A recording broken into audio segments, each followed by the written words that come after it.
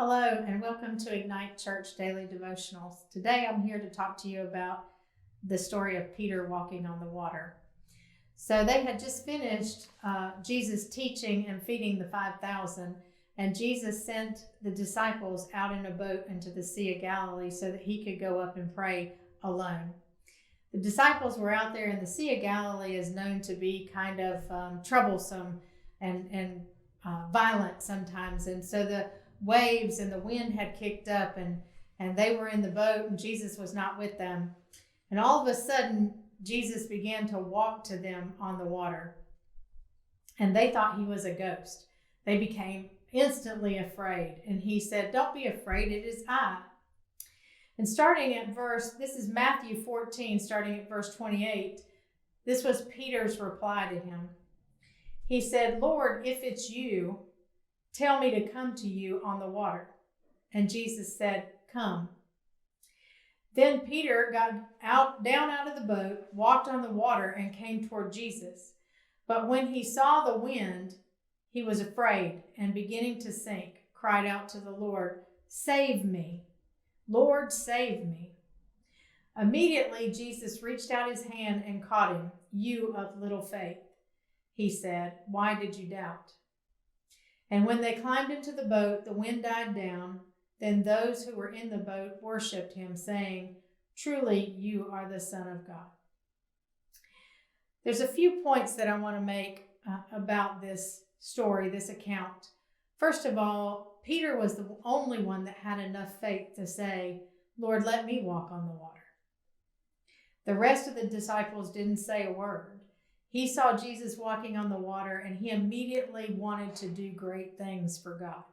So first of all, I'm challenging you today to ask for great things. Expect great things. Don't settle for small stuff. God is not a God of small stuff. In Ephesians 3:20, it says, "Now to him who is able to do immeasurably more than all we ask or imagine, according to his power that is at work within us." We need to reach out and ask God for great things, to do great things for the kingdom of God. Once we have asked, and we have enough faith to ask and believe for that, when he calls us, we have to have enough faith to step out. Peter stepped out of the boat and began to walk to Jesus. He had enough faith to be obedient and step out into something that I'm sure was very scary and strange and unbelievable, but he was willing to step out. So I challenge you to ask for great things and then step out and walk in great things. And once you're out there on the water, I challenge you to keep your eyes on Jesus. See, as Peter was walking, as long as his eyes were on Jesus, he was fine. But as soon as he started looking at the waves and the wind and seeing the trouble that surrounded him, he began to sink.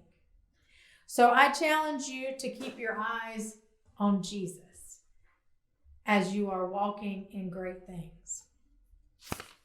However, if you fear, if you get scared, all you have to do is cry out to the Lord and he will save you. See, fear is not of God. There are two reasons that we fear. First, we perceive the problem to be bigger than it is. We see the threat as more of a threat than it really is. And number two, we see the problem, but we don't see the one who has the solution.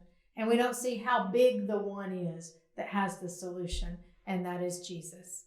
So we need to keep our eyes on Jesus, number one. And number two, as soon as we begin to fear, we need to cry out to the Lord. In Psalms 34:17, it says, "The righteous cry out, and the Lord hears them. He delivers them from all their troubles." We need to stand on the promises of God and immediately cry out. When Peter cried out and said, "Lord, save me," Jesus immediately reached down and picked him back up out of the water, and they walked to the boat together. So we need to depend on him and cry out to him when we become afraid and walk with Jesus. Once they got into the boat, the people that were in the boat the disciples saw what had just happened, the miraculous things that had just happened. And they forgot all about their troubles. They forgot all about the wind and the waves, and they began to worship Jesus. So we need to allow God to work in our lives so that people can see the demonstrated power of God in our walk, in our faith, and in our actions, and in how we carry ourselves and what we do for the Lord, and see His power. It's not about us, it's about His power. We need to allow God to work through us and in us so that people see His demonstrated power, and people are drawn to Him, and they begin to worship Him rather than worry. And we need to worship rather than worry. Worship will always counteract worry. So I challenge you to have enough faith to ask for big things, to step out when God answers, to keep your eyes on Jesus when things get scary, and to worship rather than worry. We love you, and we're here for you at Ignite Church. Please feel free to reach out for prayer or for help or anything. We do love you, and we're here for you, and have a great day.